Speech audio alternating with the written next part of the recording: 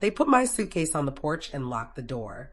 I stood there, my hands trembling, staring at the faded welcome mat as if it had personally betrayed me. The late afternoon sun fell across the porch, casting long shadows over the suitcase that held the last pieces of my life inside. A month later, the locks were changed again, but this time it was me shutting them out. I smiled faintly at the thought, but my heart was still pounding. What they didn't know, what they would never see coming, was just beginning. My name is Margaret Allen. I'm 65 years old, and for most of my life, I believed in family. I thought love meant being patient, generous, and kind, even when it wasn't always returned. But family isn't always the people you expect. Sometimes it's the people who smile at you at dinner, who hug you at birthdays, who whisper that they love you, and then are the first to cut you down when you least expect it. I remember the day I first moved into the house after my husband, George, passed away. The house was quiet, too quiet. The echo of his voice lingered in the hallways, and I could still see him sitting in his favorite chair, reading his old fishing magazines. Our children, Michael and Rachel, seemed supportive at first. They called every day, stopped by to check if I needed groceries, and even tried to fix the squeaky faucet in the kitchen. At first, I thought I was lucky. I had survived losing George, and now I was being cared for by the family I had raised with so much love. But it didn't take long for the cracks to show. At first, it was little things. Michael would forget to call and check in. Rachel would leave dishes in the sink, and subtle comments about how I didn't contribute enough or ate too much started slipping into casual conversations. I brushed them off.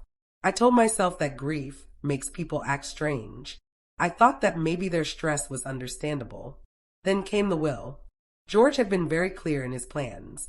He wanted me to have the house, the lakefront property, and the small investment fund he had set aside for my retirement. But Michael and Rachel, or rather Rachel, with her ever-present smirk, made it clear that they expected me to sign over everything to them for the sake of family harmony. I smiled, nodding, pretending I didn't understand the full extent of their intentions. I had seen this before in movies, in stories my friends told me.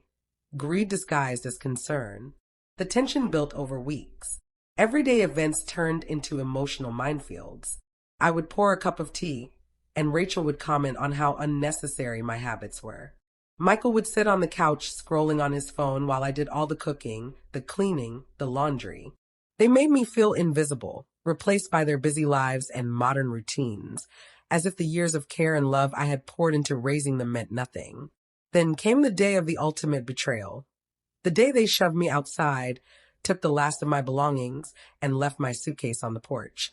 I had gone to bed early that night, feeling defeated and heartbroken. When I woke, the lock on the front door was new. They had changed it. The house that had been my sanctuary, my refuge after losing George, was now completely theirs. I touched the suitcase, feeling the cool leather under my fingers and the weight of my life inside. The betrayal cut deep, sharper than any words they had spoken over the years. But I wasn't done.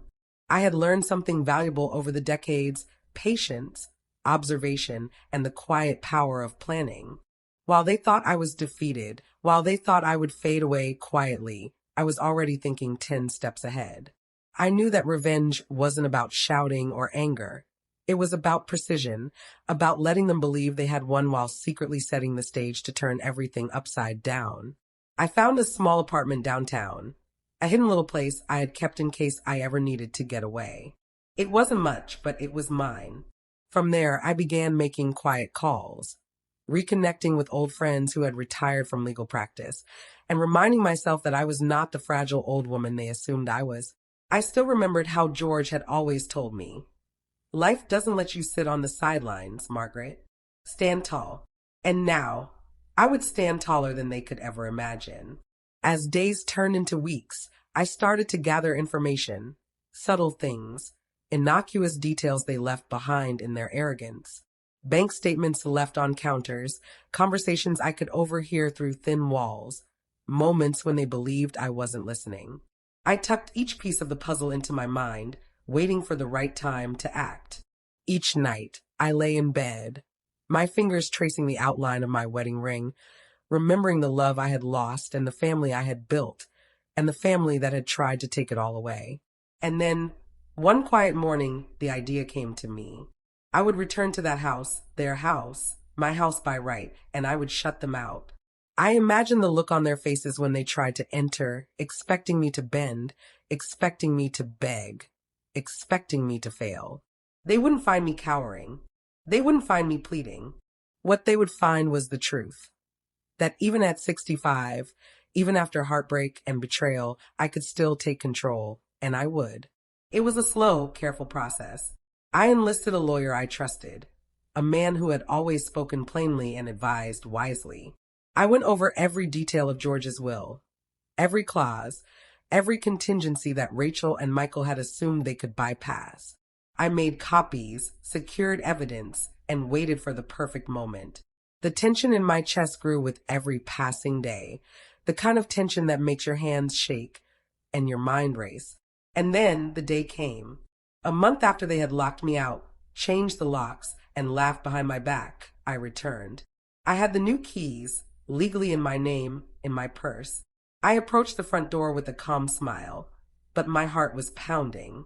I inserted the key and turned it. The locks clicked, slowly, deliberately. I could hear voices inside, laughter that would soon stop. I pushed the door open and paused, letting the realization sink in. This time, it was me shutting them out. I stood there for a moment, savoring the silence, feeling the weight of years of betrayal and heartbreak lifting, if only slightly. The house smelled like stale air and lost confidence. Their confidence. I could hear them moving inside, but they had no idea who had just entered and no idea that their world was about to tilt. And that's when I heard it, a voice, sharp and panicked, coming from the kitchen. I smiled faintly. They still didn't know. They didn't know what was about to hit them. They didn't know that everything they had assumed was theirs by deceit and arrogance was now completely, undeniably, legally under my control. And then the crash came. The crash echoed through the hallway like a gunshot. I froze for a second, letting the sound settle in my chest, letting the panic seep through their walls. I didn't rush. I didn't scream. I simply walked forward, my cane tapping lightly against the floor, each step deliberate, as if the house itself acknowledged that it belonged to me now. I peeked around the corner and saw them. Michael had dropped a glass vase in his panic, shattering it into hundreds of tiny pieces across the floor. Rachel was screaming, clutching her phone as though she might call for help, but help wasn't coming. Not yet. Not while I was standing in the doorway, calm, collected, and finally in control. I could feel my pulse in my temples. This was it. The moment I had been waiting for. The moment all those months of planning, of patience, of quiet observation were coming together. And yet, even in the chaos, I had to remind myself to breathe. I had to remind myself that revenge was a careful, measured thing. It wasn't about throwing punches. It wasn't about yelling. It was about letting them watch their world unravel while I remained untouchable. After a few tense moments, I entered the living room fully. The shards of glass crunched under my shoes, but I didn't flinch. Michael and Rachel were frozen, staring at me like they had never seen their mother-in-law, standing so fearlessly. I could almost hear their minds racing, trying to figure out how I had gotten in, trying to figure out how this was even possible. I took a deep breath and let the silence stretch. I let them stew in it. They had spent years making me feel small, insignificant, powerless. They had assumed I was just a sweet old lady who wouldn't fight back. And now, I was about to prove them catastrophically wrong. For the next few hours, I walked through the house, pointing out mistakes they had made, tiny legal errors they had ignored, and subtle oversights that would come back to haunt them. Each revelation chipped away at their confidence. Each word I spoke was a reminder that the person they had underestimated was far stronger than they had ever imagined. By evening, I had made them sit at the kitchen table, their heads hanging, their faces pale. I poured tea into delicate cups, the way George had always liked, and placed them in front of Michael and Rachel. I could see the disbelief in their eyes. They were waiting for some trap, some trick, and I let them wait. Patience was my greatest weapon. But life isn't always quiet between storms. That night, as I was going through old files George had kept in his study, I discovered something that made my stomach drop. Among his papers was a letter addressed to me in George's handwriting, sealed tightly and marked urgent. I carefully opened it, my hand shaking, and began to read. What I found made my eyes widen and my breath catch in my throat. George had left more than just property and money for me. He had left instructions, contingencies that even Michael and Rachel didn't know existed, safeguards designed to protect me, yes, but also to expose greed in ways I had not yet imagined. And the final instruction hinted at something far bigger, far more dramatic than just reclaiming the house or the money. I looked around the room at the stunned faces of Michael and Rachel and suddenly realized that the calm, quiet revenge I had been planning was about to escalate. The game was no longer just about the house or the money. It was about secrets, betrayal, and a revelation that would shake the very foundations of their lives. Just as I folded the letter and slid it into my purse, there was a sudden crash from upstairs, a sound of furniture toppling over, followed by a scream that I knew instantly belonged to Rachel. My pulse quickened. Something had gone terribly wrong, or maybe everything was going exactly as it should. I grabbed my cane, my mind racing. The shadows in the hallway seemed darker, the air thicker, as I slowly ascended the stairs toward the source of the noise. I had no idea what I would find, but I knew one thing with absolute certainty. Nothing would ever be the same again. And then I saw it. I froze at the top of the stairs. The sight that met me made my heart leap into my throat. Rachel was crouched on the floor, a lamp shattered beside her, her hands clutching her arm as if she had fallen. Michael stood a few feet away, frozen in disbelief, staring at the chaos around him. For a moment, the room was silent except for the soft creak of the house settling. I didn't rush forward. I didn't yell. I simply leaned on my cane, letting my presence be known. Even at 65, I had learned that fear is louder than any shout. The air was thick with tension. Their eyes, wide and guilty, darted between each other and me, as though they were silently pleading for forgiveness they didn't deserve. I carefully descended the stairs, each step measured and deliberate, feeling the power shift with every tap of my cane against the wood. I could see the panic building in their expressions. They had assumed I would be weak, that I would be shaken by their aggression or their sneering contempt. But here I was, calm and unbroken, standing in the middle of the house that was legally mine, and watching the first cracks of fear appear in their armor. I knelt beside Rachel, placing a hand gently on her shoulder.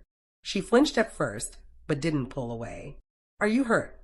I asked, my voice soft but firm. Her eyes filled with tears, not just from pain, but from the realization that everything she thought she controlled was slipping through her fingers. Michael swallowed hard, glancing toward the stairs as though he were looking for some escape. As the evening wore on, I made them sit at the dining table again, this time with bandages for Rachel's arm and hot tea to calm their nerves. I spoke quietly, recounting George's final wishes, emphasizing the legal safeguards they had overlooked, and hinting at the letter I had found, the one that held more secrets than they could imagine. Their fear was palpable. Every word I spoke chipped away at the arrogance they had carried into my home, and the silence that followed each statement was louder than any scream. But it wasn't just about fear. I wanted them to understand the lesson George and I had learned over a lifetime, that kindness, patience, and empathy matter. I told them stories of my life with George, the sacrifices we made, and the love that had built our family. I wanted them to remember the woman they thought was powerless, the mother and grandmother they had disrespected, and the mistakes that their greed had caused. Days passed in this strange, tense balance. Rachel slowly recovered, and Michael tried to pretend that nothing had happened, but the tension never left the house. I spent my mornings organizing George's papers, reviewing financial documents, and quietly planning the next steps. My apartment downtown was now a backup, a place to retreat and regroup, but the real action was happening here, in the house they had thought they owned. And then came the new extreme event.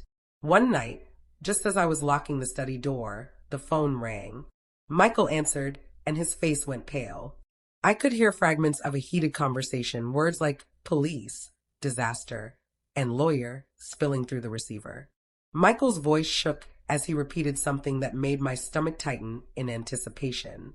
I stepped closer, pretending not to listen, but every word hit me like a drumbeat of inevitability. Something was coming, something that would change the balance in ways none of us could predict. And the realization hit me. While I had planned my revenge carefully, life had a way of surprising even the most cautious, and this surprise was about to crash into our lives like a storm we could not avoid. I looked at them both, their faces tense and pale, and I smiled softly, a quiet smile of patience and anticipation. The first wave of chaos had hit, but the real reckoning was still ahead. And then the lights flickered once, twice, and then the power went out completely. The house went dark in an instant. 1 second the lights were warm and comforting. The next they were gone, plunging every corner into thick shadows. I could hear Rachel gasp sharply, and Michael muttered curses under his breath. The silence that followed was heavy, punctuated only by the faint ticking of the grandfather clock in the hallway. I stood perfectly still, letting the darkness settle around me. Even at 65, I had learned that fear thrives in uncertainty. Their panic was like music to my ears, a reminder of the power shift that had begun. Michael fumbled for his phone, pressing buttons in vain, while Rachel clutched the table edge like it was a lifeline. I walked slowly down the hall, cane in hand, letting the sound of my steps echo off the walls. "You don't have to be afraid," I said softly, letting my voice cut through the darkness. They froze, uncertain whether I was comforting or mocking them. The lights may be out, but some things, the truth, justice, patience, are never in the dark. For the next hour, we sat in the dim glow of the moonlight streaming through the windows. I poured tea by the soft light from the fireplace, the smell of warm chamomile filling the room. I spoke to them quietly about empathy, about choices, and about the consequences of their greed. Each word was deliberate, each pause calculated. Michael and Rachel shifted uncomfortably, realizing that I wasn't just a frail old woman. I was a presence they could not control, a force they had underestimated. In those hours, I reminded myself why patience mattered. Revenge wasn't about yelling or striking. It was about watching, learning, and striking at the right time.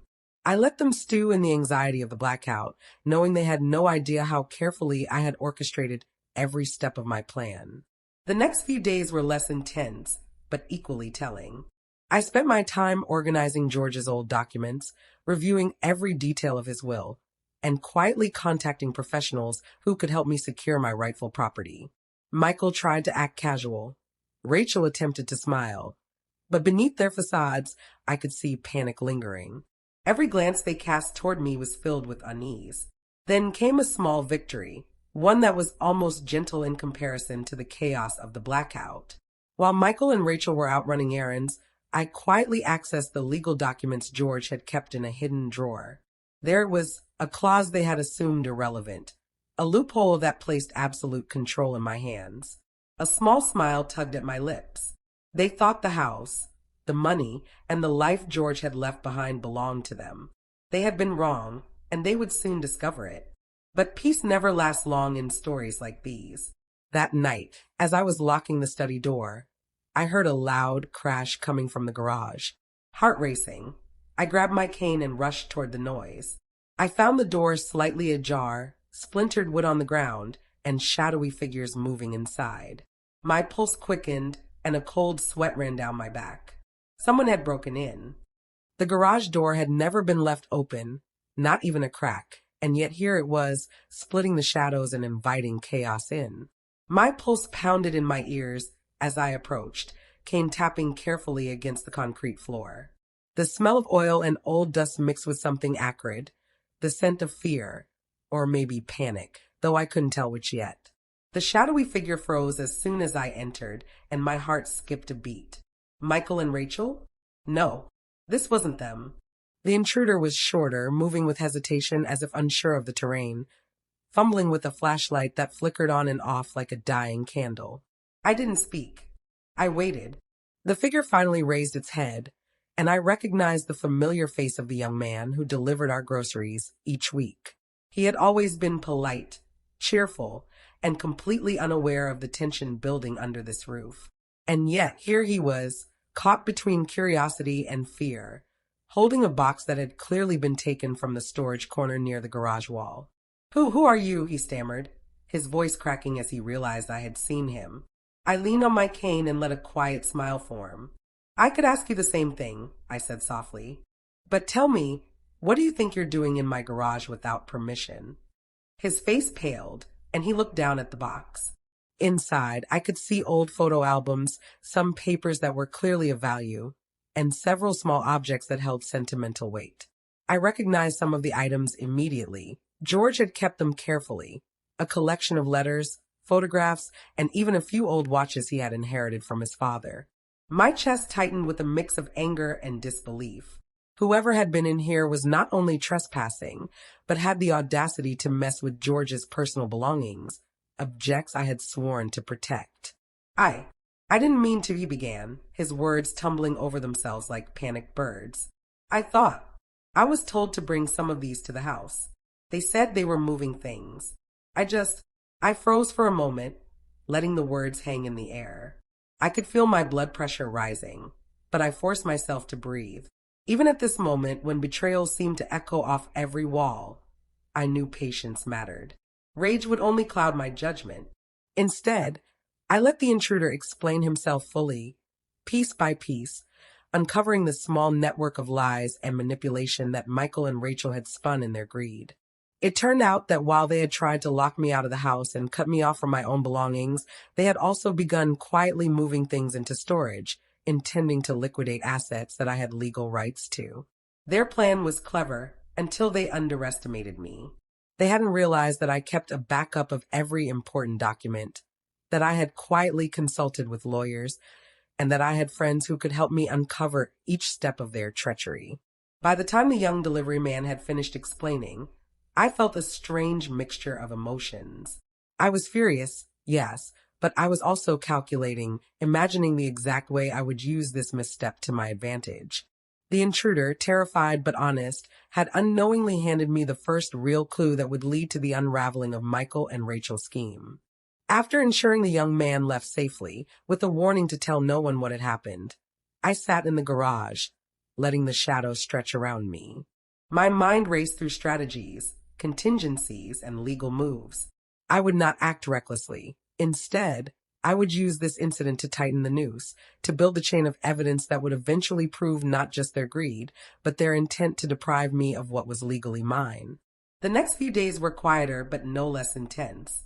I spent mornings in George's study, poring over documents, making notes, and connecting dots that had previously gone unnoticed. By afternoon, I would check the house, ensuring every lock, every window, every possible entry point was secure. Michael and Rachel went about their lives as if everything were normal, but I could sense their unease. They had begun to notice small changes, a rearranged paper here, a missing key there, and subtle hints that I was no longer the passive observer they had assumed I was. One afternoon, Rachel burst into the study, slamming the door with a force that rattled the hinges. Her face was flushed, her eyes wild with frustration. "Mom, what are you doing in here? You can't just go through Dad's papers like that," she shouted, her voice a mixture of anger and fear. I looked up slowly, leaning on my cane, and smiled faintly. "These are George's papers," I said calmly, "and I am his wife. I have every right to know what is in them. You, on the other hand, have a habit of thinking things belong to you simply because you want them. That won't work anymore." Rachel's lips trembled. I could see her trying to formulate a response, some clever retort that would diminish my authority, but she couldn't find one.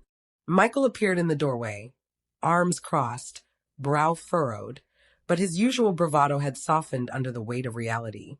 They were beginning to understand that I was no longer the woman they could push aside, ignore, or manipulate.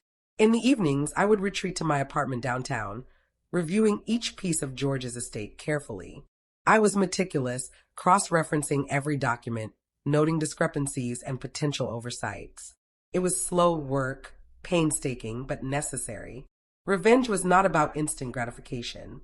It was about careful planning, patience, and precision, qualities that Michael and Rachel had underestimated completely. And then came the next shock, the new extreme event that would shift everything again. One evening, as I was returning from the apartment to the house, I saw a moving truck parked at the curb. My heart skipped a beat. The side door of the truck was open, and I could see boxes labeled with my name and George's property. Panic surged for a moment, but I forced myself to remain calm. I moved closer, observing from the shadows, and that's when I saw Michael and Rachel directing movers, arguing about which boxes to load first. I realized immediately what was happening. They were trying to take control, to move my rightful possessions out of the house and into storage or sale. Their arrogance had blinded them. They assumed I wouldn't notice, wouldn't act, wouldn't fight back. I felt a surge of determination. I knew that waiting any longer could result in the loss of precious evidence and property. But I also knew that I needed to approach this carefully. I couldn't just storm in. I had to create a plan that would protect my interests while teaching them a lesson they would never forget. I watched the movers, noting their route, the timing, and every conversation I could overhear. Michael's voice was sharp, commanding, while Rachel flitted between orders, her nerves fraying with every passing second. The delivery men were oblivious to the underlying tension, treating the move as just another job. But I knew better. I had been observing, listening, and learning for weeks. Every mistake they made now would work in my favor. I returned to the house quietly that night, taking stock of what needed to happen next.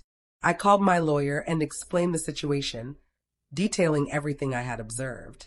We began formulating a strategy, a careful plan to intercept the move, to legally secure my possessions, and to ensure that Michael and Rachel could not circumvent the rights George had left for me.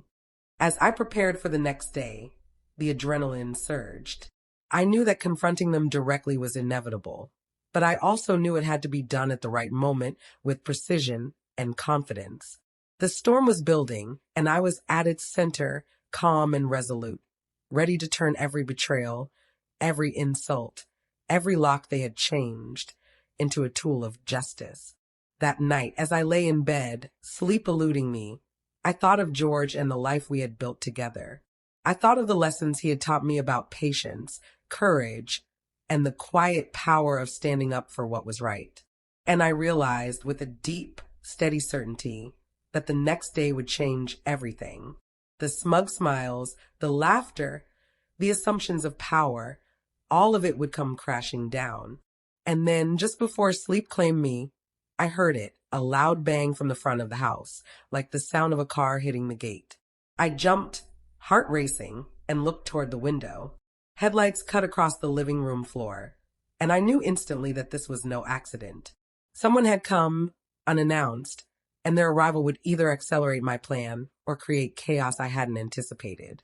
The night stretched on, heavy with uncertainty, and I realized one thing. The next move would determine everything. The headlights cut across the living room floor like two sharp knives. I froze for a moment, listening to the thrum of the engine and the crunch of gravel under tires. Whoever had arrived had made no attempt to announce themselves properly, and that alone sent a shiver through me. At 65, I knew better than to act rashly. This was a test, a moment to observe before striking. I rose from the couch, gripping my cane firmly. Michael and Rachel were nowhere to be seen, having retired upstairs after the chaos earlier in the week. Their absence was both an opportunity and a warning. Whoever had arrived could be a friend, an enemy, or something else entirely. Cautiously, I walked to the window and peeked through the curtains. Outside stood a man I didn't recognize immediately. Tall, dressed in a long coat, his face partially obscured by the shadows of the streetlight. He held a large envelope in his hand, and though I couldn't see his expression clearly, there was a purpose in the way he stood. My pulse quickened. My first instinct was suspicion. Strangers never came to this house unannounced. But a small voice inside me whispered, maybe this is part of the plan. I unlocked the front door slowly, the hinges creaking like old bones, and stepped onto the porch. "Can I help you?" I called, my voice calm but firm. The man looked up, and for the first time I saw his eyes, sharp, focused, and oddly familiar. "Mrs. Allen," he asked. "Margaret Allen?" I nodded. "Yes. Who are you, and why are you here at this hour?" He extended the envelope toward me. "I have something for you. Something important. Your husband, he wanted you to have it, but it needed to come through me. Discretion was key." I took the envelope cautiously, feeling its weight. The paper inside was thick, sealed with a wax emblem I didn't recognize at first. But as I broke the seal, my eyes widened. Inside were documents, photographs, and letters, some marked with dates long before George passed. It was more than I had ever imagined. Some of it confirmed everything I had suspected about Michael and Rachel's attempts to manipulate and control the estate. Other pieces revealed secrets I had never known about, hidden properties, bank accounts, and legal contingencies that could protect me further. For a moment, I felt a rush of triumph. Years of quiet observation, patience, and careful planning were converging perfectly. I clutched the envelope to my chest and felt the calm assurance that I was no longer at the mercy of my children's greed. But then a shadow moved across the driveway, and my triumph was interrupted. Two figures were approaching, Michael and Rachel, their faces twisted with panic and disbelief. They had returned early, no doubt expecting to find the house empty, my possessions gone, and me in disarray. Instead, they found the porch bathed in light, me standing tall, holding documents that revealed their failures in glaring detail. Rachel's mouth opened, but no words came out. Michael's hands clenched at his sides. They were stunned, frozen in a way I had never seen before. Their arrogance, their confidence, their smug assumptions all crumbled in a single instant. I stepped back into the house, closing the door gently behind me. The sound of the lock clicking in place was like the final note of a symphony, the announcement that the stage had shifted. They could see me, they could speak to me, but they could not reach me. Not tonight. Not without consequences. The next few days were a strange mixture of tension and planning.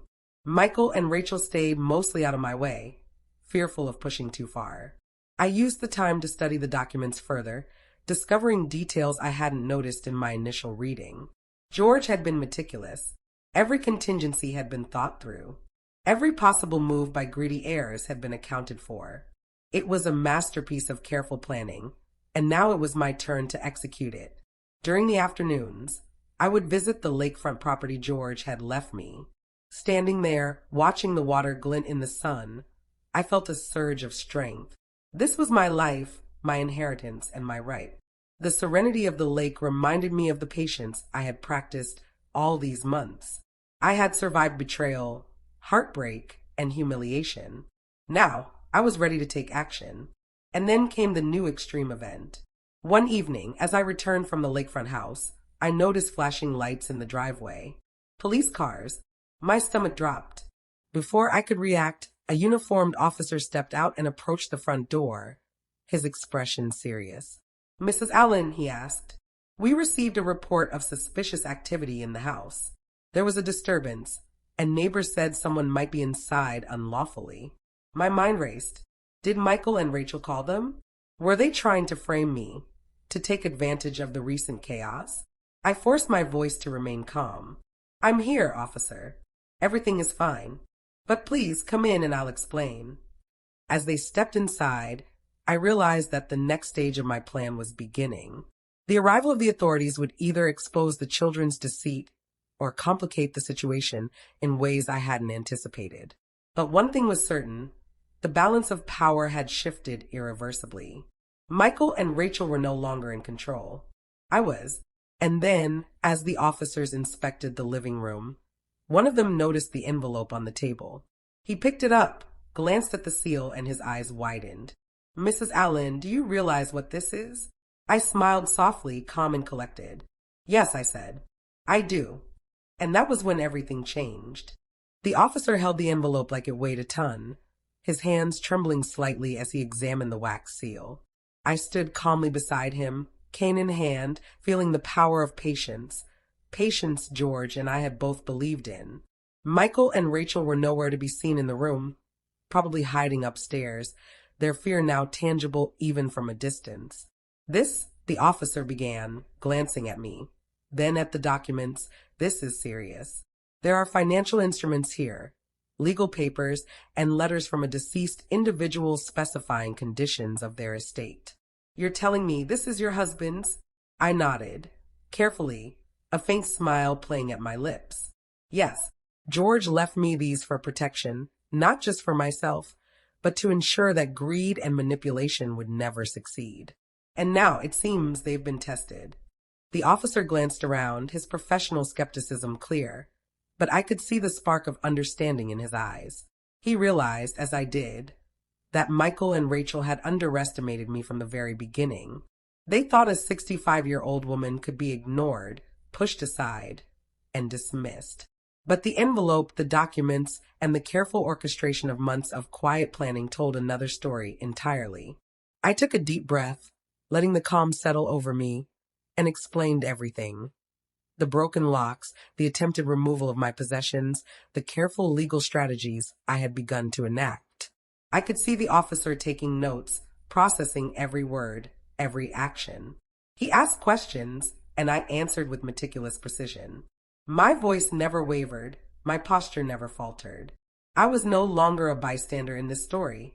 I was the author. The next few days were calmer, deceptively so. I spent time in the house, reviewing George's documents, checking the locks again, and ensuring that nothing could be removed without my knowledge.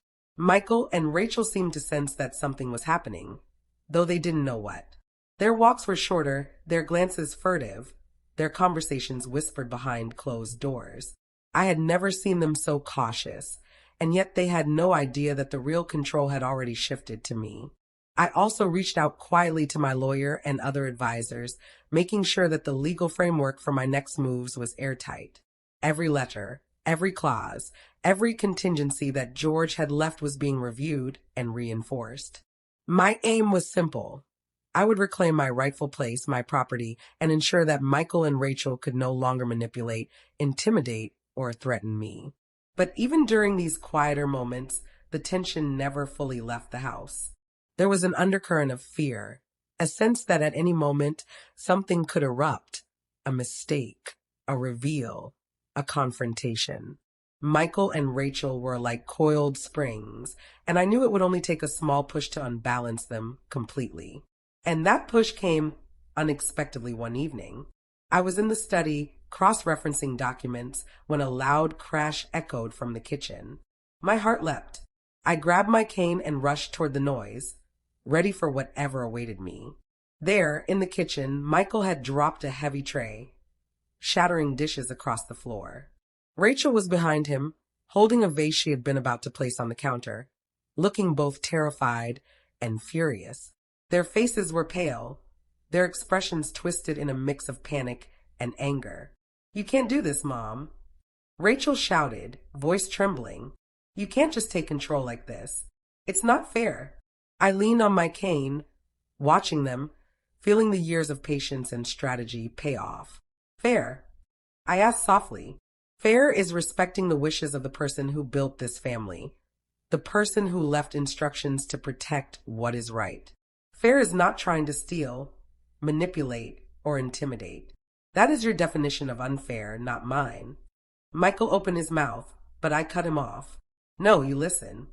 You have ignored boundaries, disrespected me, and assumed weakness where there was none. It ends now." The next hours were tense. I moved deliberately, explaining the legal protections George had put in place, demonstrating that every move they had attempted to make to remove or control my possessions had been anticipated and countered. Every shred of panic that crept across their faces was a victory in itself. I was calm, measured, unflinching, and they could feel the shift in power. Days passed with a strange rhythm. Quiet planning on my part, growing tension on theirs. I revisited George's lakefront property, walked the vineyard he had tended, and spent time reviewing every financial document, every trust agreement. Each discovery reinforced the certainty that I was protected. Every careful step of revenge I had planned was validated by the documents George had left. Then came the new extreme event. I received a call late at night, the voice on the other end unfamiliar and urgent. "Mrs. Allen," the caller said, "you need to come to the bank immediately." There's a situation with the accounts. Someone tried to access them without authorization. My heart raced. I knew instantly that Michael and Rachel had made a bold, reckless move. Their impatience had driven them to try and forcefully access funds that were rightfully mine. I took a deep breath, straightened my back, and grabbed my coat. The night air was cold, the street silent, but I felt no fear. Every step I took was deliberate, every plan I had prepared now ready to be executed. Arriving at the bank, I found officers already speaking to the manager. Documents had been tampered with, accounts had been accessed in suspicious ways, and security had been alerted. The manager looked at me, eyes wide. "Mrs. Allen, it's incredible you've handled this so calmly. They thought they could get past the trust protections." I smiled faintly. "They underestimated me," I said softly. And that is always the first mistake. That night, as I returned to the house, I realized that the real reckoning had begun. Michael and Rachel had exposed themselves, their greed laid bare. The next steps I would take would not just protect me, but ensure that the consequences of their actions would be visible, undeniable, and irreversible. And just as I was locking the door behind me, I heard a faint sound from upstairs, a whisper, a movement, and then a soft crash. Someone was still trying to challenge me, still attempting to assert control where they had none. I gripped my cane tighter. The war was far from over. The whisper and soft crash upstairs made my blood run cold for a moment, but only for a moment. I had learned that fear is a tool, not a weapon. Gripping my cane, I slowly ascended the staircase, each step deliberate, my senses alert for the slightest movement.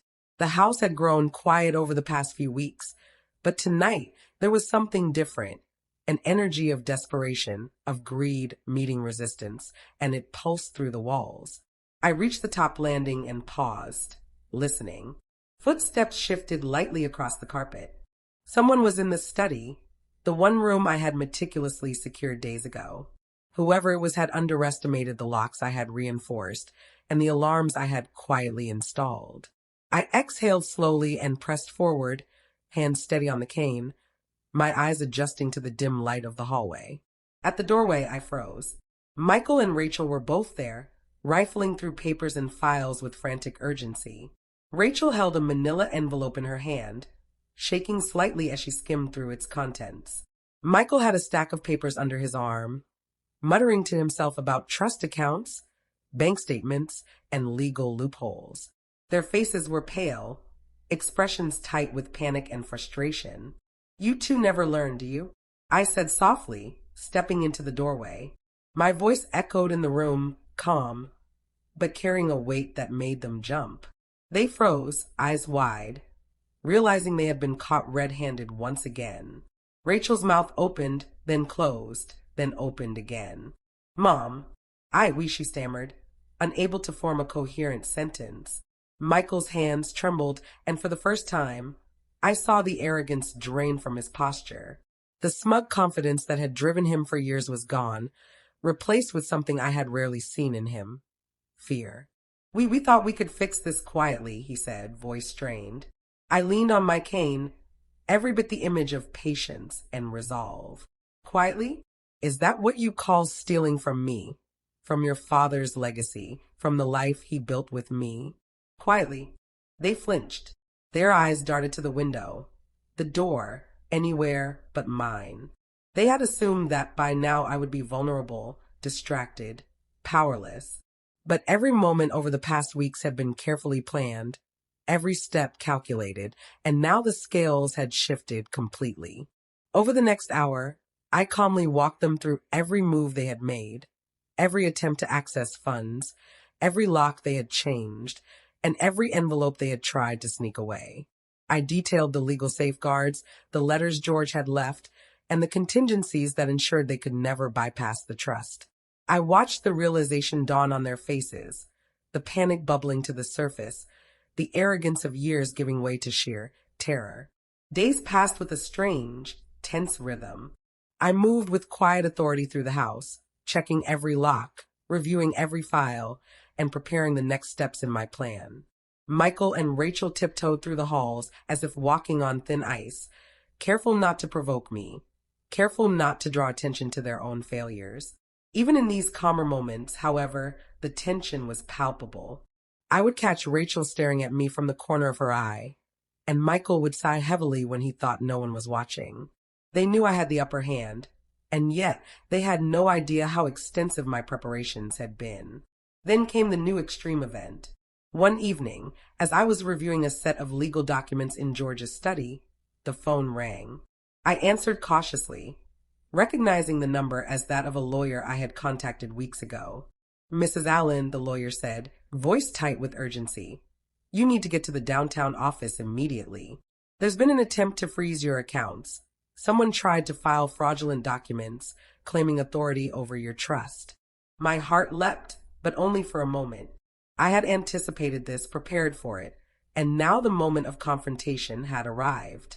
"I'll be there in 15 minutes, I replied, my voice calm and measured, betraying none of the adrenaline racing through me. I gathered the necessary papers, locked the house behind me, and drove downtown. The streets were quiet, but my mind was racing, planning every word, every move. I arrived to find the bank officials and legal team waiting, tension written across their faces. The fraudulent documents had been filed, but due to my careful preemptive measures, nothing had been processed. My possessions, accounts, and assets were untouched, but the audacity of the attempt fueled the storm I had been building for months. Standing there in the midst of papers, legal advisors, and tense bank officials, I realized something profound. Every betrayal, every act of greed, every attempt to undermine me had only strengthened my resolve. I was no longer just defending my rights. I was orchestrating a reckoning, ensuring that every action taken against me would bear consequences. And then came the final shock of the evening. As I was reviewing one last document, my assistant burst into the office, face pale, eyes wide. "Mrs. Allen," she said breathlessly, "there's someone outside, filming the building, taking photos of the entrance. I think they're watching you." A chill ran down my spine, but only briefly. This was the world I now moved in. Calculated risks, careful observation, and the constant threat of exposure. But I was ready. I had anticipated every move, predicted every possible outcome, and built safeguards that even the most desperate attempts at sabotage could not overcome.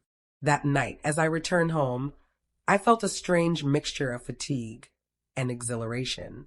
The house was quiet, Michael and Rachel presumably sleeping, but the shadow of their schemes loomed over every corner.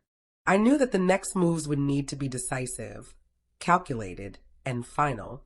And as I climbed the stairs to my bedroom, I heard a soft knock on the door, 3 deliberate, sharp taps.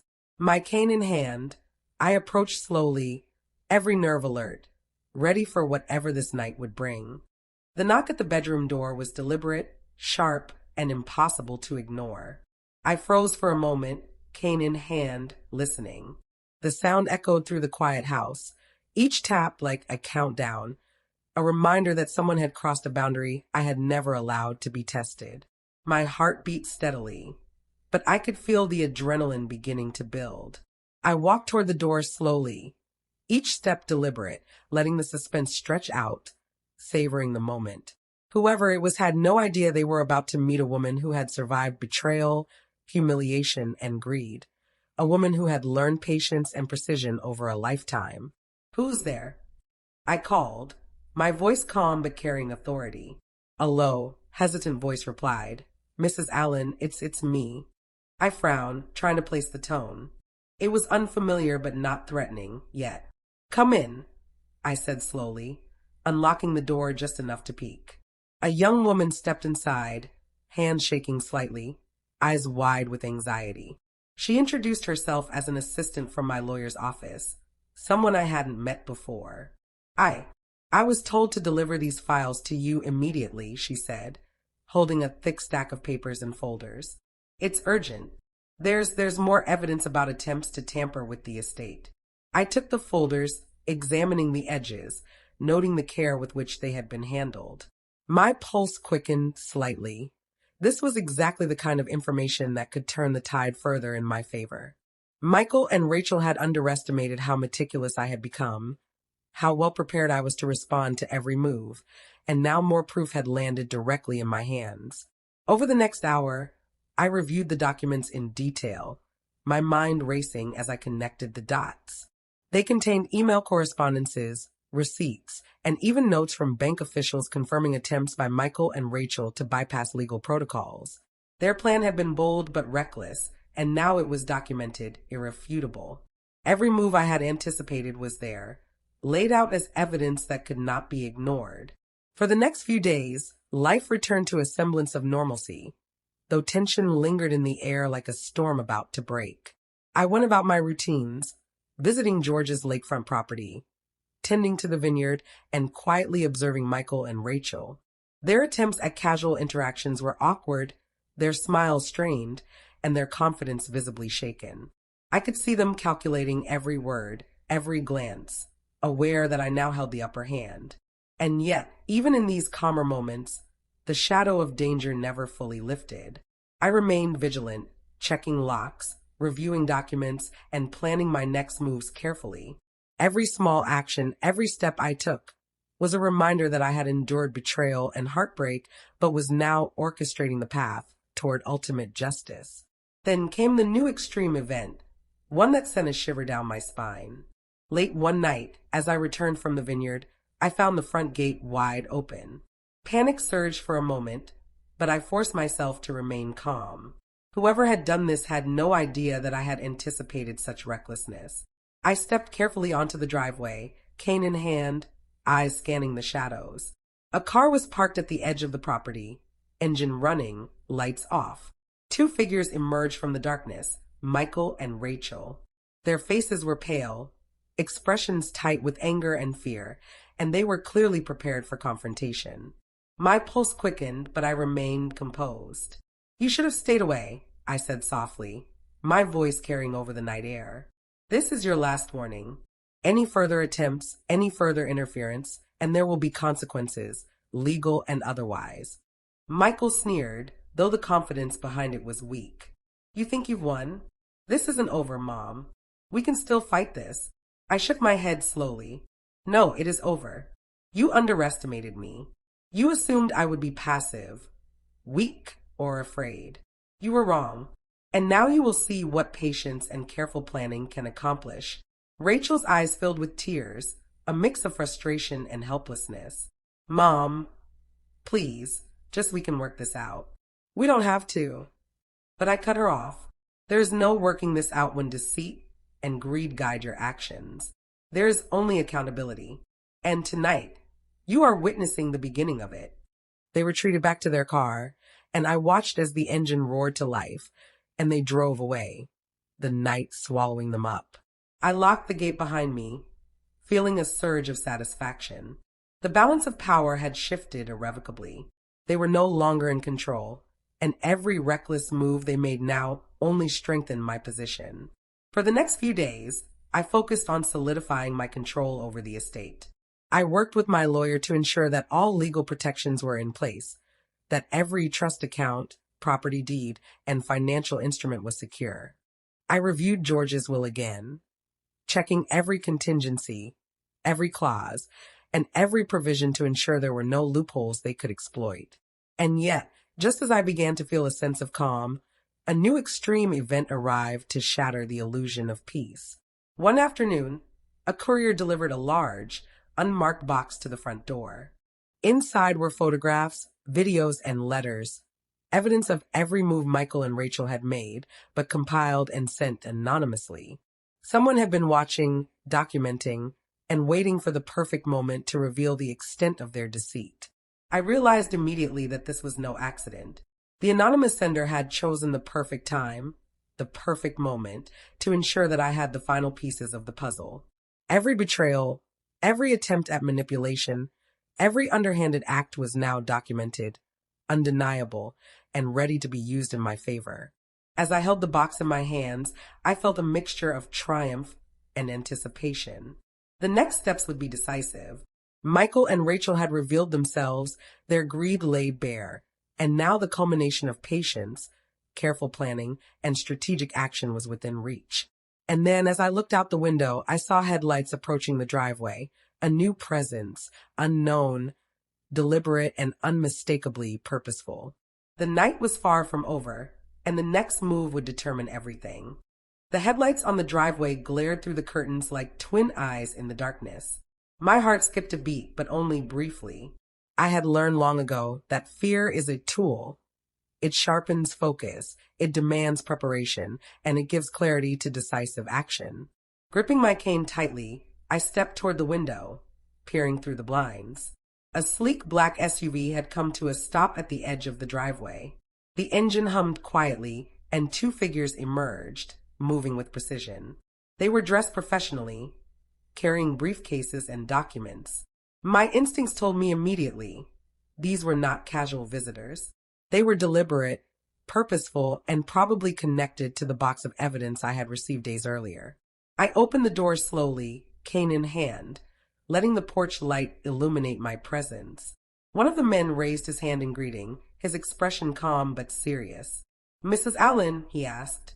"Margaret Allen?" I nodded. "Yes. Who are you and what is this about?" He handed me a folder, thick and heavy. "We were sent by the law firm representing an interested party. They have compiled everything. Your son and daughter-in-law's attempts to manipulate, deceive, and illegally access the estate. They've asked us to ensure that you have full knowledge and protection, and that no further attempts are made without immediate consequences." I took the folder carefully, flipping through the pages.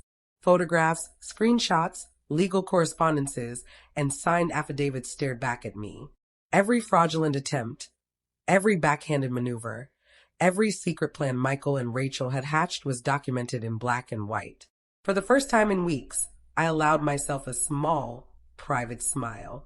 Months of patience, months of quiet observation, months of careful planning had converged into this moment. I was no longer the vulnerable mother they thought I was. I was a force to be reckoned with, calm, prepared, and unstoppable. The men lingered briefly, explaining the legal implications of the evidence and the steps I could take immediately to protect myself. Every word reinforced what I already knew.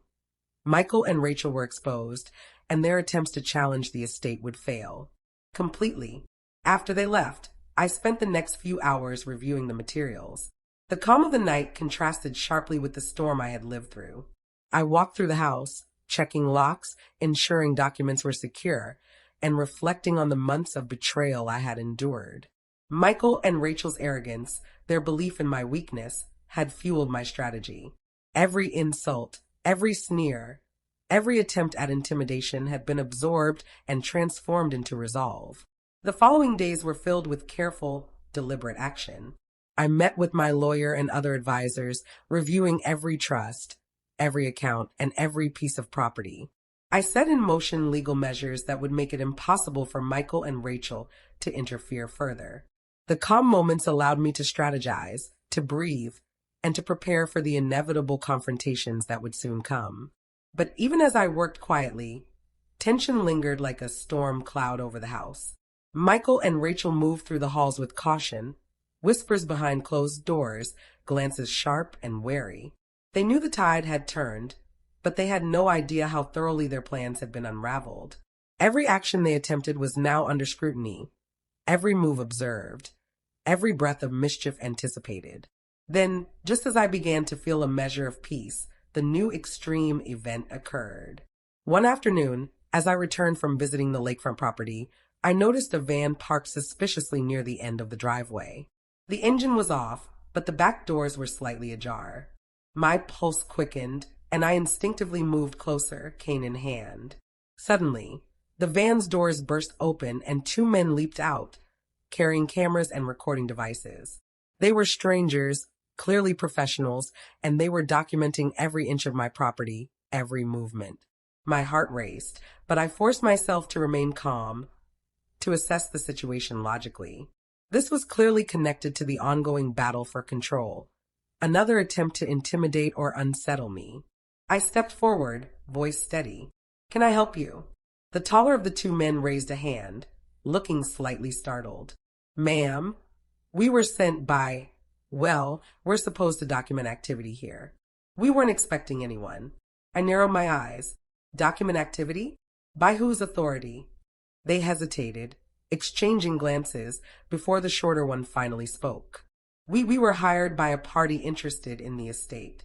We don't know your son and daughter-in-law personally, but they are involved somehow. We're just following orders. I let out a slow breath, absorbing the information. They were professionals, yes, but not malicious, at least not yet. I realized quickly that I could use this situation to my advantage. By remaining calm and in control, I could turn even this intrusion into leverage. Over the next hour, I spoke with the men, ensuring they understood boundaries, legal limitations, and the seriousness of their intrusion. I subtly reminded them that any attempt to bypass the law or manipulate the situation would have consequences. Their nervous glances and careful movements confirmed that my authority was now undeniable. As they finally departed, leaving the van behind, I felt a surge of exhilaration. Every extreme event, every challenge, every attempt at interference had now strengthened my position. Michael and Rachel were still plotting, still scheming, but their influence over the situation was dwindling rapidly. And just as I thought the night might end quietly, the most shocking development yet occurred. A note slipped under the front door. Small, plain, and unmarked. I picked it up cautiously. The message was simple: we know what you're planning. Be ready. A chill ran down my spine. Someone else was watching, someone else had entered the game, and the stakes had suddenly escalated far beyond anything I had anticipated. The night air seemed heavier, the shadows longer, and the sense of impending confrontation unavoidable. I gripped my cane tightly, feeling the weight of history, patience, and careful planning in my hands.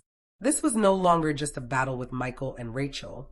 The war had expanded, and I had to be ready for whatever came next. The note burned my fingers as I held it, the simple words scrawled in black ink twisting my stomach into knots. We know what you're planning. Be ready. I had faced Michael and Rachel, aggressive intrusions, police visits, and fraudulent attempts at the estate, but this felt different. Anonymous, calculated, personal. Whoever had written it had studied the situation, and they knew far more than they should have. I set the note on the kitchen table, staring at it for several minutes. My cane leaned against the counter, a silent support, a symbol of the patience and strength I had cultivated over these months. I let my mind work calmly. Panic was useless. Fear was a luxury I could not afford. Instead, I focused on strategy. The next morning, I contacted my lawyer immediately, explaining the note, its tone, and the timing. Together, we reviewed the estate files, bank documents, and every piece of correspondence from Michael and Rachel over the past months. It was painstaking work, but necessary. Every possible avenue of attack had to be considered. Every potential threat had to be anticipated. Michael and Rachel, meanwhile, had been quieter than usual. They moved through the house with exaggerated care, whispering in corners, glancing at me like I was a storm waiting to strike. I could feel their fear, their arrogance melting away. I allowed myself a small smile. Their underestimation had been their greatest mistake. But the note reminded me, this was no longer just a battle with them. A new player had entered the field, someone unseen, and perhaps far more dangerous. The next few days were uneventful on the surface. I tended to George's lakefront property, walked the vineyard, and reviewed documents. I even allowed myself brief moments of calm, drinking tea on the porch, feeling the breeze on my face, listening to the water lap gently against the shore. These moments reminded me of what I had been fighting for: peace, dignity, and justice. But as the week progressed, subtle signs appeared, small disturbances that suggested I was being watched. A car parked across the street for hours at a time. Footsteps outside late at night. A shadow moving past the windows when the blinds were closed. My pulse quickened each time, but I forced myself to remain calm, reminding myself that observation was part of the game. The unseen enemy was revealing themselves through impatience. Then came the extreme event that shattered the fragile calm. Late one night, as I was preparing for bed, the sound of breaking glass echoed through the house. My heart leapt, and I gripped my cane tightly, rushing toward the sound. Michael and Rachel had been downstairs, apparently asleep. But now every assumption I had made was challenged. I arrived in the living room to find a large window shattered, shards scattered across the floor. Footprints marked the carpet, leading to the dining room. Whoever had entered had bypassed the alarms I had installed, moving quickly and with purpose. My pulse raced, but I forced myself to think clearly. Panic would be a weapon against me. Patience was my shield. As I assessed the scene, I noticed a small object lying among the glass. Another note, smaller this time, written in the same careful black ink. Tonight, we take action. Be ready. A chill ran down my spine. The warnings were escalating into direct threats. Someone had not only watched, but had now stepped forward to interfere actively. My thoughts raced. Was this a friend, a spy, an accomplice of Michael and Rachel, or someone entirely new with their own agenda? I contacted my lawyer immediately and instructed him to notify the authorities discreetly, ensuring that the home and accounts were monitored for any further intrusion. Simultaneously, I reviewed the documents George had left behind, focusing on legal contingencies and trust protections. Every detail mattered. Every precaution mattered. The following days involved careful surveillance. I installed additional cameras, reviewed previous security footage, and tracked any unusual activity around the property. Michael and Rachel remained cautious, moving like shadows, but the presence of this new, unknown adversary added a dangerous layer. I realized that my next moves would have to be precise, controlled, and unassailable. During the afternoons, I met with my lawyer and several trusted friends, explaining the situation and forming a plan of defense. Together, we created a strategy not just to protect my estate, but to turn the tables, exposing every attempt at deception, intimidation, and intrusion. I felt the weight of years of patience, heartbreak, and careful planning converging into a decisive moment. Then, as I prepared for another evening of calm vigilance, the shocking new extreme event arrived. I received a phone call from a blocked number. A distorted voice whispered only 3 words, "Check the mailbox." Heart pounding, I went to the mailbox cautiously, cane in hand. Inside, there was a small package, wrapped in plain brown paper with no return address. I brought it inside and carefully opened it. Inside were photographs, images of Michael and Rachel in compromising situations, documents they had tried to forge, and even photographs of the shattered window from the previous night. The message was clear. Whoever this was had been observing, documenting, and waiting for the perfect moment to act. They knew every detail, every attempt at manipulation, and they were now delivering undeniable proof of their knowledge. The threat was no longer abstract. It was concrete, visible, and terrifying. And as I stood there examining the photographs and documents, a realization struck me cold. This game had expanded beyond my family, beyond Michael and Rachel. I was now entangled in a web of observation, deception, and hidden agendas that I could neither fully predict nor fully control. Gripping my cane tightly, I took a deep breath. The house was quiet, the shadows deep, and the stakes higher than ever. One thing was certain. The next move, whoever it came from, would determine everything. The package still sat on the kitchen table, its contents spread before me like evidence in a courtroom. The photographs, the forged documents, and the images of the shattered window made the stakes undeniable. Whoever had sent this package was not bluffing. They were watching, waiting, and willing to act. My pulse quickened, but I forced myself to remain calm. Panic was useless. Preparation was everything. I spent the next hour carefully examining each photograph, cross-referencing them with the documents I already had. Michael and Rachel were clearly captured in moments of deceit and recklessness. The evidence was undeniable, irrefutable, and most importantly, it reinforced everything George had done to protect me. Every illegal or manipulative attempt they had made over the past months was now documented and ready to be used in my favor. Afterward, I contacted my lawyer to arrange an emergency meeting. Together, we reviewed the package and planned our next legal moves. Every letter, photograph, and document would be leveraged to protect the estate and to ensure Michael and Rachel faced the full consequences of their actions. But even as we worked, I felt the subtle weight of danger. Whoever was sending these packages was unknown. Their intentions, alliances, and motives were unclear. The next few days were tense, but calmer.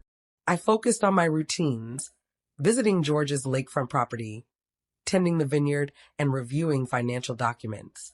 Michael and Rachel were quieter than usual, avoiding confrontations and speaking in hushed tones when they thought I wasn't watching.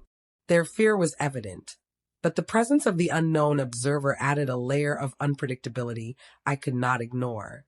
One afternoon, as I walked through the vineyard, I noticed movement near the far edge of the property. Someone standing among the trees, partially hidden. My heart leapt, but I reminded myself to remain calm and observant. I watched from a distance, noting their position, attire, and movements. They seemed aware they were being observed, but were careful not to reveal themselves fully. The tension in the air was palpable. I returned home, spent the evening reviewing more documents, and prepared for whatever might come next. I had fortified the house, secured the accounts, and ensured that no further attempts by Michael, Rachel, or any unknown party could succeed without immediate consequence. But the feeling of being watched persisted, subtle and unsettling, like shadows stretching across every corner. Then came the extreme event that shattered the calm. A loud crash echoed through the house just after midnight.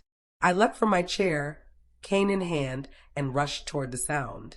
The living room window was shattered once again, glass scattered across the floor, and footprints led toward the kitchen. My mind raced. This was not Michael and Rachel. Whoever had done this was skilled, precise, and dangerous. Among the glass shards lay a new note, this one typed and unsigned. Your time is running out. Be ready for the consequences. A chill ran through me, but I forced myself to breathe steadily. I was not powerless. I had endured betrayal, humiliation, and greed before, and I had always emerged stronger. Whoever this was had underestimated me, just as Michael and Rachel had.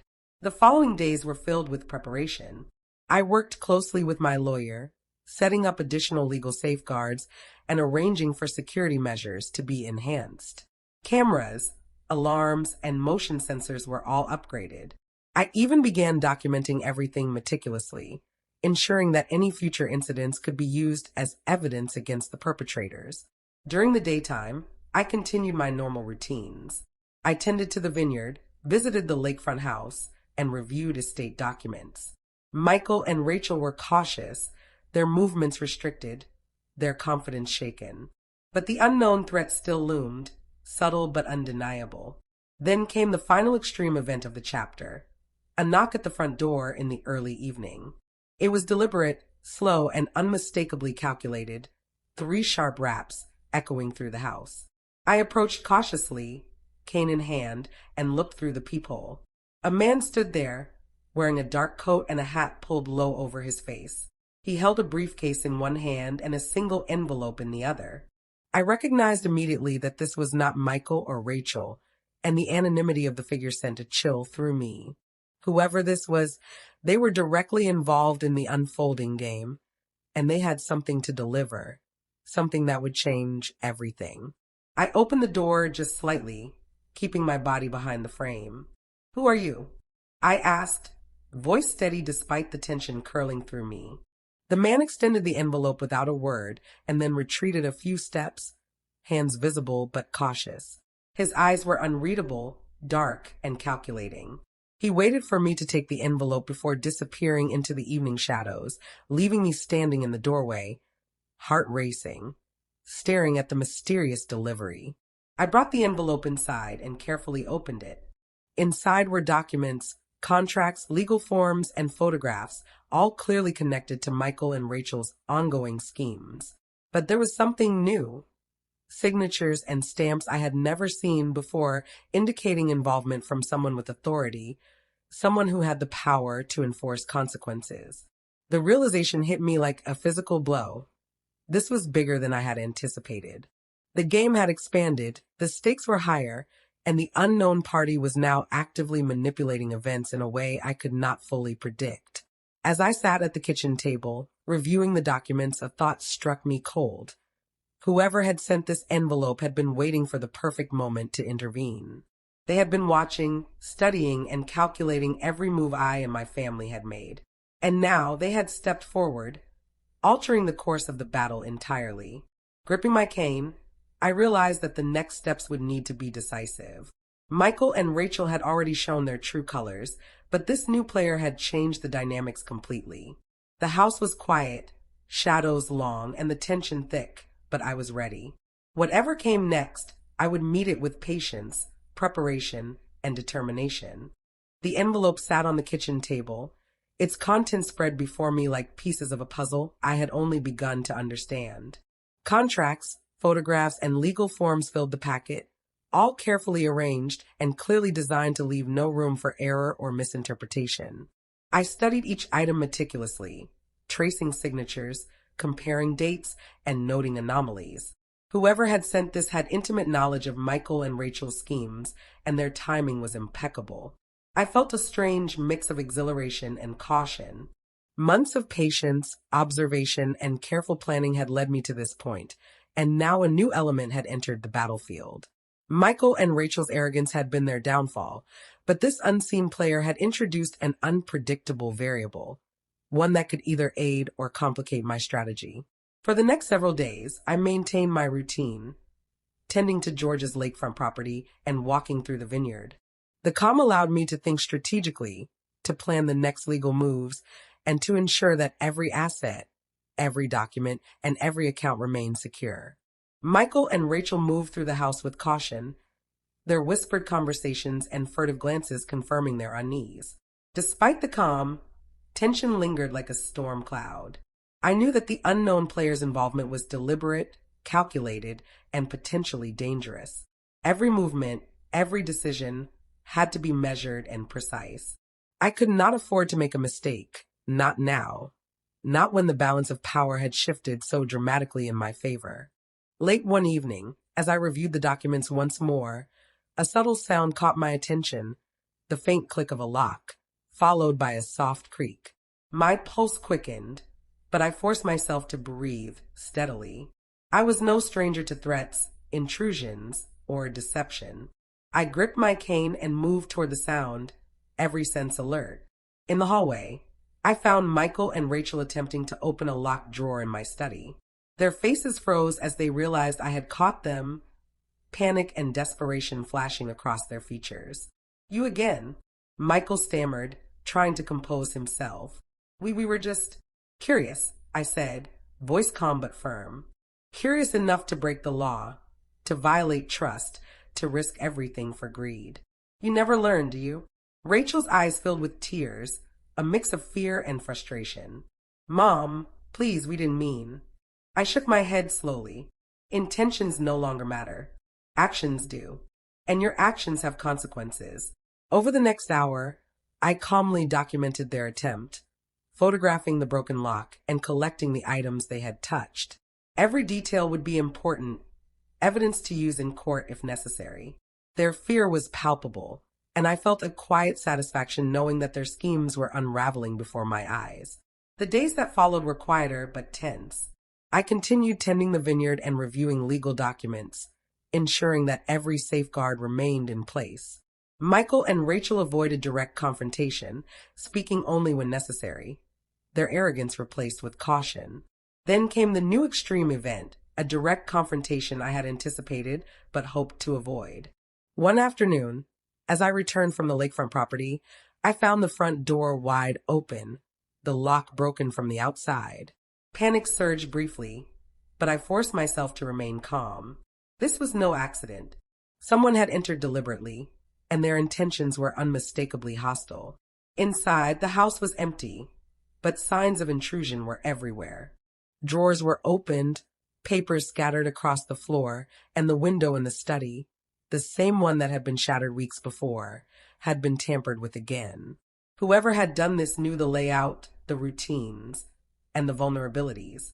Among the scattered papers lay a new note, typed and precise: "We are watching. Do not underestimate us." A chill ran down my spine, but I forced myself to focus. I documented the scene, took photographs, and secured the property. My lawyer was notified immediately, and I began reviewing all recent activity to identify patterns, connections, or evidence that could point to the intruder's identity.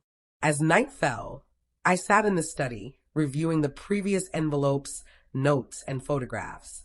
The pieces were slowly coming together, but the full picture remained elusive. The unknown player had skill, resources, and a clear agenda. My next steps would have to be precise, deliberate, and unassailable. I realized that this confrontation, while extreme, had also given me valuable information. The intruder was confident, deliberate, and likely working independently of Michael and Rachel. Their arrogance had been their weakness, and my preparation had allowed me to respond effectively. But as I looked at the scattered papers and the threatening note, a new thought struck me. This was no longer just about Michael and Rachel.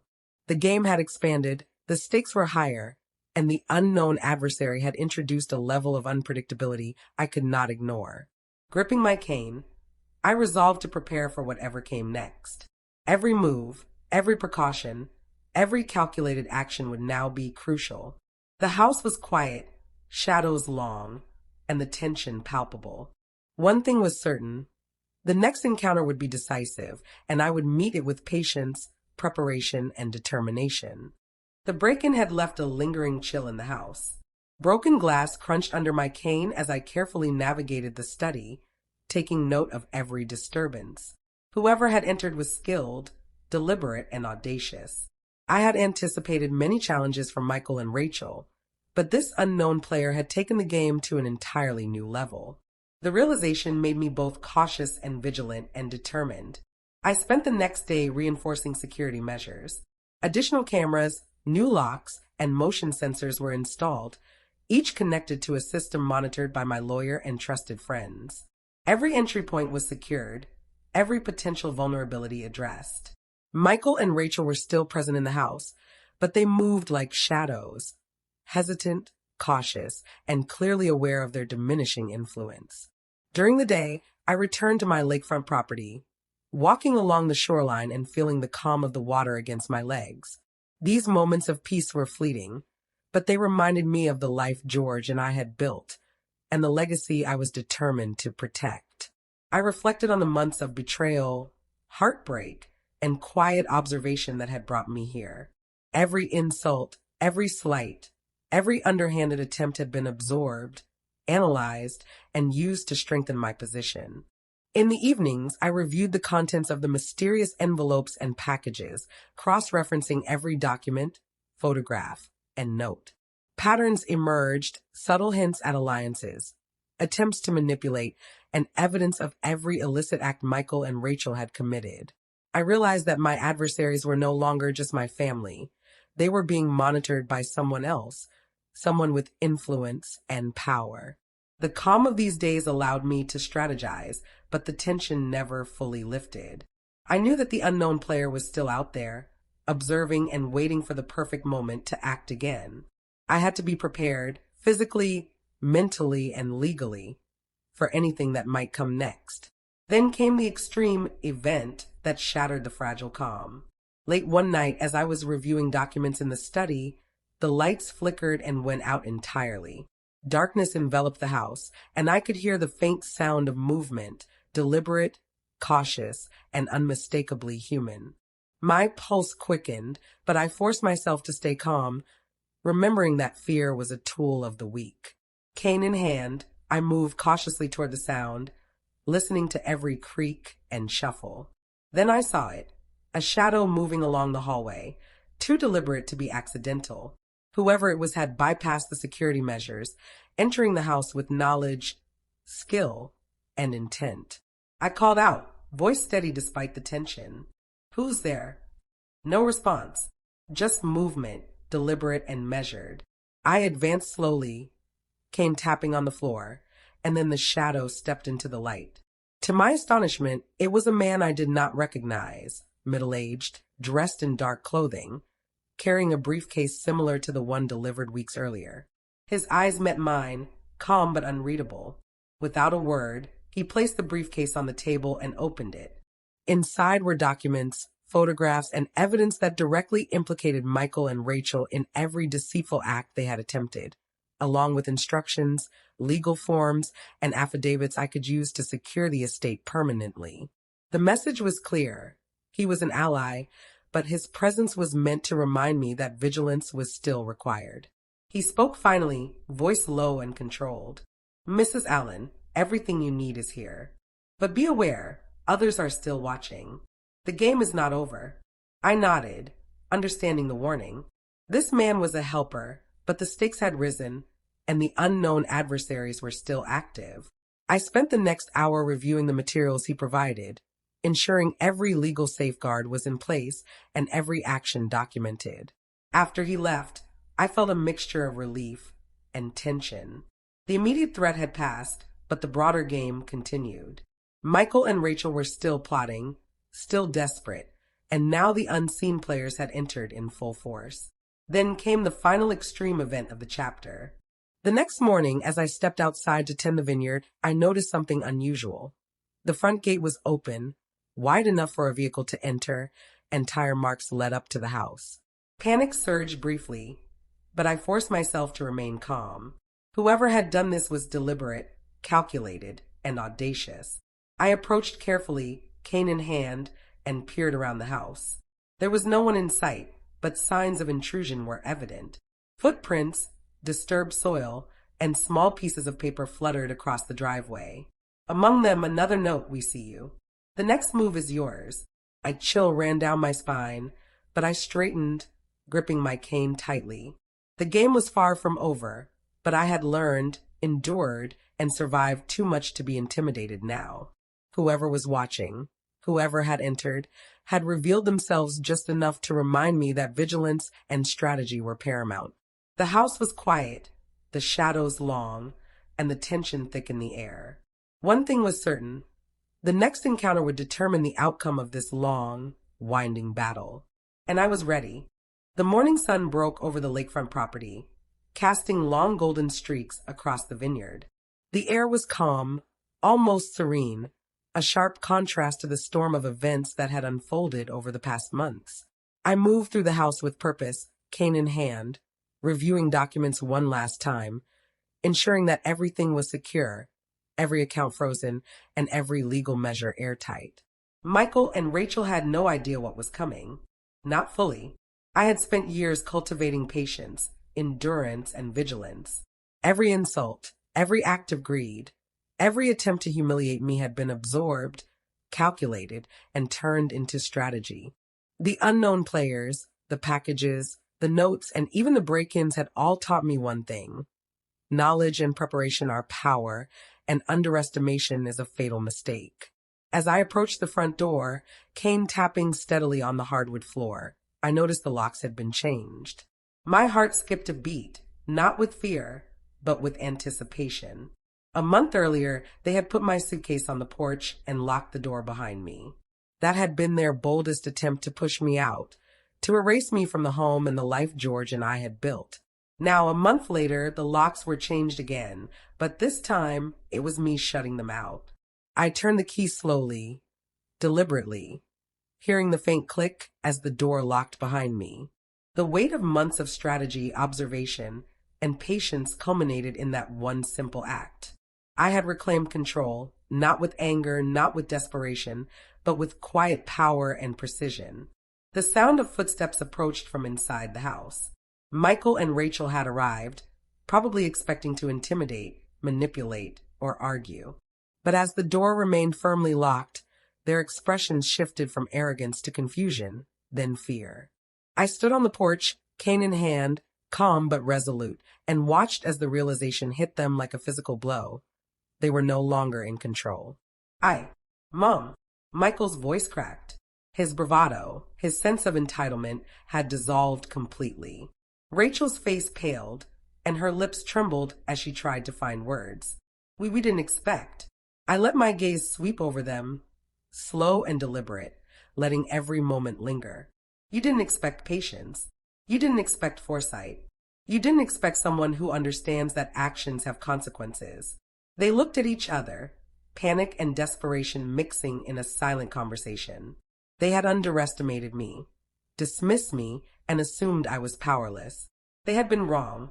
Every deceit, every plan, every act of manipulation they had committed had been meticulously documented, strategically countered, and carefully stored for the perfect moment. I took a deep breath, came resting firmly in my hand and continued. You see, I have spent months preparing for every possible move, every scheme, every attempt to take what isn't yours. And now, I paused, letting the weight of my words settle. You are shut out. Their expressions shifted from disbelief to anger to fear, each stage playing out in slow motion. They were trapped not by force, not by threats, but by strategy, patience, and foresight. Every lock, every legal document, every safeguard I had put in place had been activated. The estate, the lakefront house, the vineyard, every account, untouchable. Every plan they had hatched had failed, and every attempt to regain control was now impossible. Then, the final extreme event unfolded. I reached into my bag and pulled out the last package I had received from the mysterious ally who had been guiding me. Inside were photographs, affidavits, and legal authorizations, everything needed to make the final step irreversible. I handed the folder to my lawyer, who had arrived moments earlier, and he nodded. With a few strokes, the documents were filed, the accounts frozen, and the estate secured beyond dispute. Michael and Rachel were now fully aware of the consequences of their arrogance, their greed, and their underestimation. Every act of betrayal, every cruel word, every attempt to intimidate had been neutralized and turned against them, not vindicatively, but decisively. The house, the property, and the legacy of George were mine, protected by law, strategy, and foresight. I stepped back from the door, came tapping lightly on the porch, and allowed myself a quiet smile. Revenge had not been about violence or anger. It had been about patience, planning, and letting justice unfold naturally. Michael and Rachel would now have to face the reality of their actions, the legal consequences, and the undeniable truth of my resilience. The final moment of the day arrived quietly but powerfully. I turned the key one last time, walked inside, and closed the door behind me. The sound of the lock clicking into place was like the punctuation mark at the end of a long, calculated sentence. I had endured betrayal, heartbreak, and deception, but in the end, patience, intelligence, and strategy had prevailed. The house was mine again. The estate was secure. Michael and Rachel were shut out not by anger, but by preparation, observation, and unwavering determination. And as I sat in the study, came resting beside me, I felt the full weight of what had been accomplished. Justice had been served, dignity restored, and revenge, quiet, precise, unstoppable, had been achieved. The shadows of the past months still lingered, but now they were framed by light, knowledge, and the profound satisfaction of having endured, survived, and prevailed. The game was over, the estate secure, and the lesson clear. Patience, strategy, and foresight are the truest forms of power. And somewhere deep inside, I allowed myself to hope that Michael and Rachel would finally understand that underestimation is fatal, arrogance is temporary, and those who endure, prepare, and observe will always emerge victorious.